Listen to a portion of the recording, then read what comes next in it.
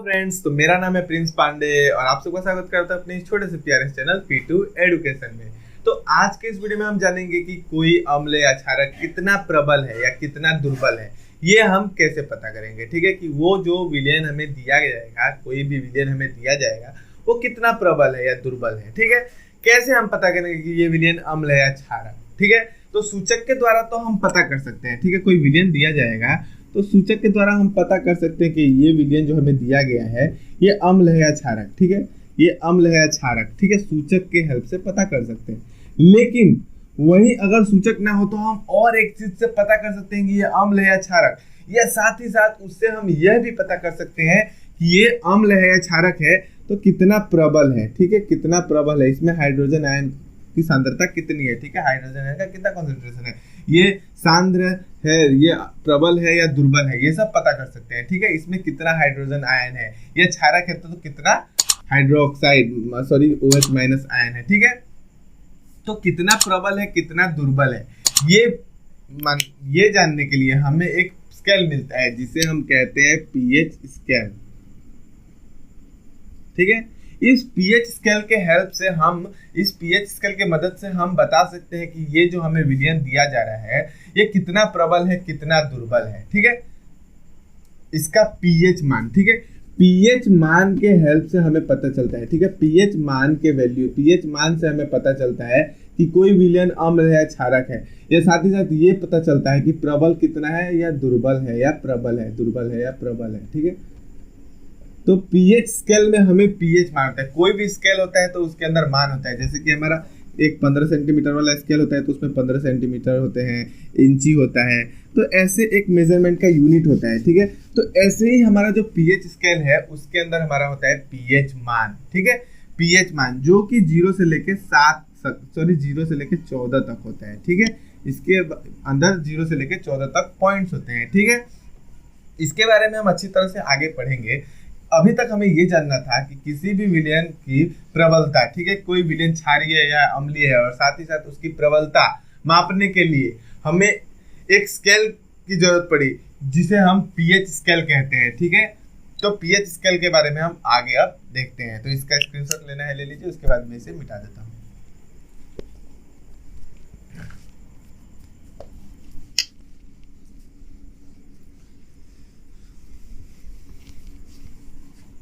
देखिए, उस स्केल का नाम है पीएच स्केल।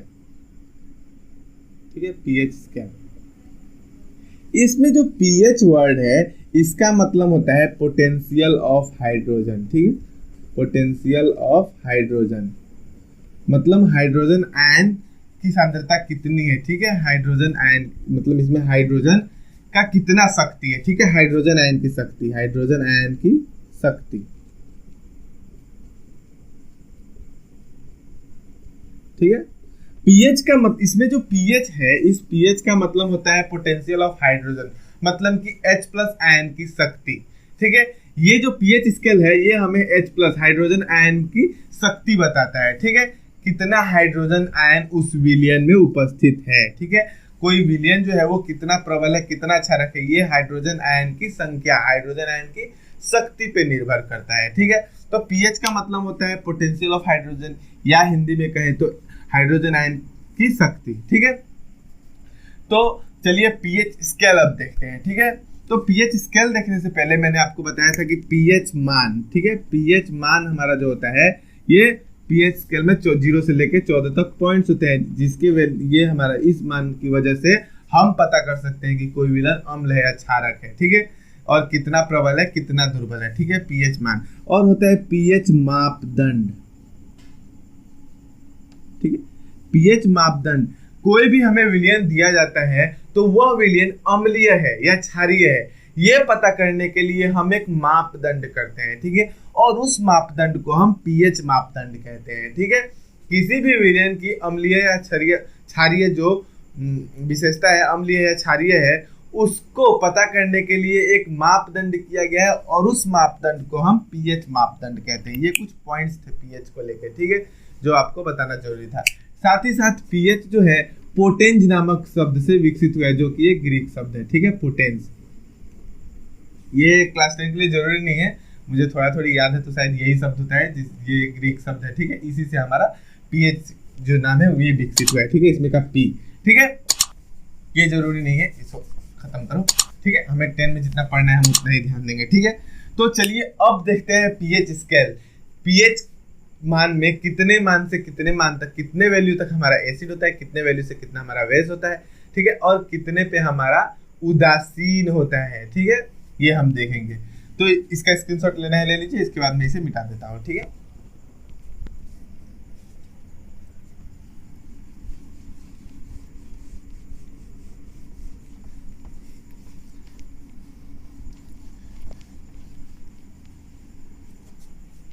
मैं अब बनाता हूं एक टूटा फूटा पीएच स्केल, ठीक है।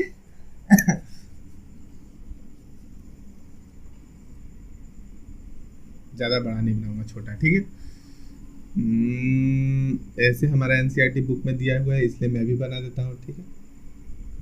बीच में हमारा एक मिडिल पॉइंट जो है आप लोग देखिएगा एनसीईआरटी बुक में दिया है हमारा, ठीक है। 7 पॉइंट, 0 पॉइंट, 14 पॉइंट। मैंने आपको पहले ही बताया जो पीएच वैल्यू है वो 0 से लेकर 14 तक होती है, ठीक है। पीएच वैल्यू एक बार आपको बता दूं जो आपको आपके आगे मिलेगा। पीएच वैल्यू जो होता है माइनस लॉग हाइड्रोजन आयन के कंसंट्रेशन से निकाल जाता है, मतलब कि हाइड्रोजन आयन की सांद्रता से हम पीएच वैल्यू निकालते हैं, ठीक है, पीएच मान निकालते हैं। आपको अभी पीएच मान निकालना नहीं सीखना है, ठीक है, ये आगे आपको मिलेगा, मैं भी थोड़ा सा बता दिया, ठीक है। अगर हमें पता है तो उसको बांटने में क्या जाता है, ज्ञान बांटना चाहिए, ठीक है। तो 0 से लेके 14 तक हमारा पीएच मान होता है, ठीक है, जिसमें कि अगर 7 से हम नीचे आएंगे तो हमारा अम्लीय प्रकृति बढ़ेगी, ठीक है, अम्लीय प्रकृति बढ़ेगी, प्रकृति बढ़ेगी। और वहीं अगर हम 7 से आगे जाएं तो हमारा क्षारीय प्रकृति बढ़ेगा, ठीक है, क्षारीय प्रकृति बढ़ेगी, प्रकृति बढ़ेगी। हैंडराइटिंग पे ध्यान मत देना, ठीक है, हैंडराइटिंग जरूरी नहीं है, हमें पढ़ना जरूरी है, ठीक है। मेरा हैंडराइटिंग बहुत ही खराब है, ठीक है। तो अगर 7 से हम नीचे आते हैं, देखिए एरो का साइन इस साइड दिया हुआ है, तो 7 से नीचे आते हैं तो हमारा अम्लीय प्रकृति बढ़ रहा है, मतलब कि हम जितना नीचे आते जा रहे हैं उतना हमारा हाइड्रोजन आयन की संख्या बढ़ते जा रही है, ठीक है। जितना इधर आ रहे हैं उतना हाइड्रोजन आयन बढ़ते जा रहा है, पहले इतना था, फिर इतना हुआ, फिर इतना हो गया, ठीक है, लास्ट में जाके इतना हो गया। तो जितना ज्यादा हाइड्रोजन आयन की संख्या बढ़ेगी उतना ही हमारा अम्ल जो है वो प्रबल होता जाएगा, ठीक है। तो 6 5 4 3 2 1 0, तो जितना हम लोग इधर आ रहे हैं, 6 से 5 आए, 5 से 4 आए, 3 आए, 2 आए, तो जितना इधर आएंगे उतना ही हमारा वो जो अम्ल है वो प्रबल होता जाएगा, ठीक है।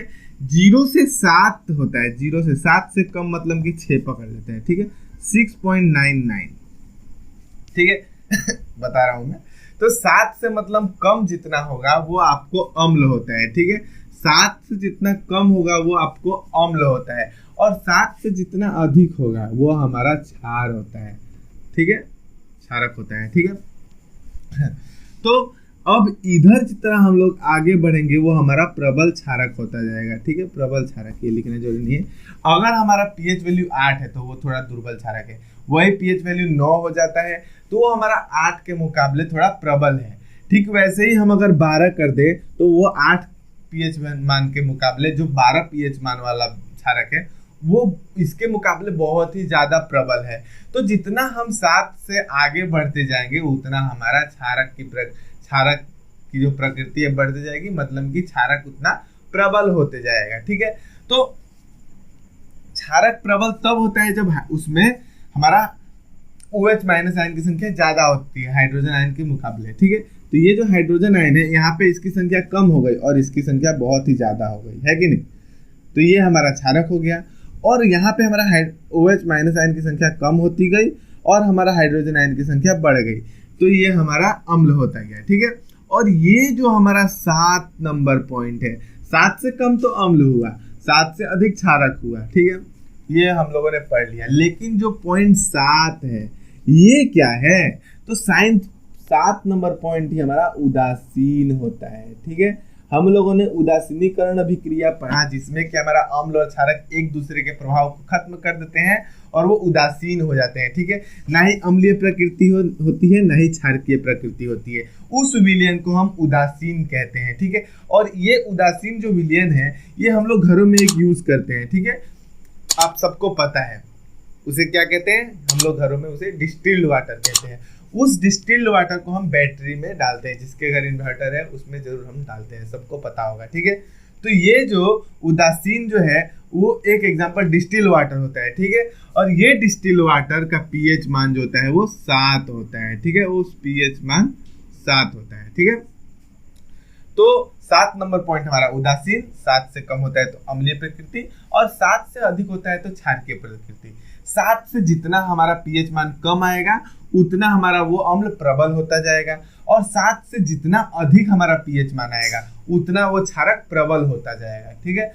तो यहाँ पे पीएच का मान के साथ हमारा अम्ल की प्रकृति वो कितना प्रबल होगा ये सब निकालना सीख गए, ठीक है। कितना मान होगा तो वो हम पता कर लेंगे वो अम्ल है या क्षारक। मान लीजिए आपको पीएच मान 3 दिया हुआ है किसी विलयन का, तो पूछ लिया गया कि किसी विलयन का पीएच मान 3 है, ठीक है, तो वो अम्ल होगा या क्षारक होगा। तो 7 से कम है तो पता चल गया कि अम्ल है, ठीक है। और साथ ही साथ ये हमारा 3, 6, 5, 4 इतने सारे पॉइंट्स के बाद आ रहा है तो ये प्रबल ही होगा, मतलब ज्यादा प्रबल नहीं लेकिन थोड़ा प्रबल होगा, ठीक है। तो अब 2 हो गया तो इससे ज्यादा भी प्रबल हो जाएगा, वो 1 हो गया तो उससे भी ज्यादा प्रबल अम्ल हो गया, ठीक है। तो ऐसे हमारा होता है, जितना नीचे आएंगे उतना हमारा अम्ल प्रबल होता जाएगा, मतलब कि हाइड्रोजन आयन की संख्या बढ़ती जा रही है, ठीक है। तो यहाँ पे हम लोग पीएच मान पढ़ लिए, ठीक है, जिससे हमें पता चलता है कि अम्ल और क्षारक की प्रबलता और दुर्बलता। अब हम कुछ जरूरी चीजों का पीएच मान देख लेते हैं, ठीक है। कुछ जरूरी चीजों का पीएच मान जो कि बहुत सारे कॉम्पिटिटिव एग्जाम्स में या हमारा 1 नंबर बोल के 1 मार्क का क्वेश्चन आ जाता है, ठीक है। इसका स्क्रीनशॉट लेना है ले लीजिए, उसके बाद हम आगे यहाँ पे मैं लिख लेता हूँ, तब देखते हैं। चलिए अब हम देखते हैं कुछ महत्वपूर्ण पीएच मान, ठीक है। ये जो मान है आप सब याद कर लीजिएगा, आपको आगे बहुत ही काम आएगा। हर एक कॉम्पिटिटिव एग्जाम में आपको ये इसमें से कोई क्वेश्चन आ सकता है, तो ये बहुत ही जरूरी है, ठीक है। तो चलिए हम देखते हैं पीएच मान, ठीक है। तो हमारा सबसे पहला है, ठीक है, 1 नंबर हमारा जल का पीएच मान, ठीक है। जल का पीएच मान हमारा 7 होता है, ठीक है। जल का पीएच मान हमारा 7 होता है, यानी कि ये उदासीन होता है, ठीक है। अब फिर 2 नंबर हमारा है दूध का पीएच मान, ठीक है। जगह कम था, मैंने लिखा है, नंबर दिया है, आप ध्यान दीजिएगा, मैं आपको बताते जा रहा हूँ। 1 नंबर हमारा जल का पीएच मान 7 होता है, मतलब कि उदासीन। फिर दूध का पीएच मान हमारा 6.5 से लेके 6.7 होता है, ठीक है। 6.5 से लेके 6.7 होता है, ठीक है, मतलब कि ये थोड़ा अम्ल है, ठीक है, दुर्बल अम्ल टाइप होता है ना हमारा दूध में लैक्टिक एसिड, ठीक है। तो दूध हमारा जो होता है अम्ल होता है, ठीक है। फिर मनुष्य के आंसू का पीएच मान, ठीक है। मनुष्य के आंसू का पीएच मान हमारा होता है 6.5 से लेके 7.6, ठीक है, मनुष्य के आंसू का पीएच मान। फिर हमारा अचार का पीएच मान छूट गया, इसे ठीक है। नींबू का पीएच मान, नींबू का जो हमारा पीएच मान है वो 2 से 3 होता है, ठीक है, 2 से 3 होता है। ये जो नींबू में हमारा होता है वो साइट्रिक अम्ल होता है, ठीक है, सिट्रिक अम्ल। जो हमारा नींबू का पीएच मान 2 से 3 होता है, ठीक है, 2 से 3। फिर हमारा बैटरी एसिड का पीएच मान, ठीक है, बैटरी में जो हम एसिड डालते हैं उसका पीएच मान हमारा 1 होता है, ठीक है, बैटरी एसिड का पीएच मान हमारा 1 होता है। फिर 7 नंबर देखें तो कच्चा तेल, ठीक है, क्रूड ऑयल, ठीक है, कच्चा तेल का पीएच मान 4.5 से लेके 5.5 होता है, ठीक है। कच्चा तेल का पीएच मान हमारा 4.5 से लेके 5.5 होता है, यानी कि ये अम्ल है, ठीक है। फिर 8 नंबर की बात करें तो बेकिंग सोडा का पीएच मान, बेकिंग सोडा का पीएच मान 9 होता है, पूरा एग्जैक्ट 9। तो ये हमारा जो है क्षारक है, ठीक है, बेकिंग सोडा। फिर आगे बात करें फिर तो 9 नंबर हमारा है नमक का पीएच मान, तो नमक का पीएच मान जो है वो भी हमारा 7 होता है, ठीक है। फिर और आगे देखें तो हमारा 10 नंबर है खून का पीएच मान, मनुष्य का जो खून होता है, ब्लड होता है, उसका पीएच मान। तो खून का पीएच मान हमारा 7.4 होता है। फिर हमारा अम्लीय वर्षा का पीएच मान। आप लोगों को पता है हमारा अम्लीय वर्षा का क्या होता है, ठीक है, अभी यहाँ वो नहीं पढ़ा सकता। अम्लीय वर्षा का पीएच मान हमारा 5 होता है, ठीक है। अम्लीय वर्षा हमारा सल्फर डाइऑक्साइड, वायुमंडल में सल्फर डाइऑक्साइड की मात्रा ज्यादा होने के कारण हमारा अम्लीय वर्षा होता है, इतना बता देता हूँ, ठीक है। अम्लीय वर्षा, ठीक है, तो अब ग्रीन हाउस गैसेस भी, ठीक है। अम्लीय वर्षा का पीएच मान हमारा 5 होता है। फिर मनुष्य के लार का पीएच मान, ठीक है, ह्यूमन सलीवा का पीएच मान कितना होता है, 6.2 से लेके 7.6 होता है, ठीक है। फिर हमारा मूत्र का पीएच मान, मनुष्य का जो मूत्र है उसका पीएच मान हमारा 4.5 से लेके 8 होता है, ठीक है। तो ये हमारा कुछ महत्वपूर्ण पीएच मान थे, ठीक है। इन पीएच मान को आप याद कर लीजिएगा, बहुत ही जरूरी है। तो अगर आपको ये वीडियो अच्छा लगा तो वीडियो को लाइक करना और अपने इस प्यारे से चैनल को सब्सक्राइब कर बेल आइकॉन प्रेस कर देना, ताकि अगला वीडियो डालूं तो आपके पास सबसे पहले नोटिफिकेशन पहुंचे। तो अभी के लिए इतना ही। थैंक यू, धन्यवाद, जय हिंद।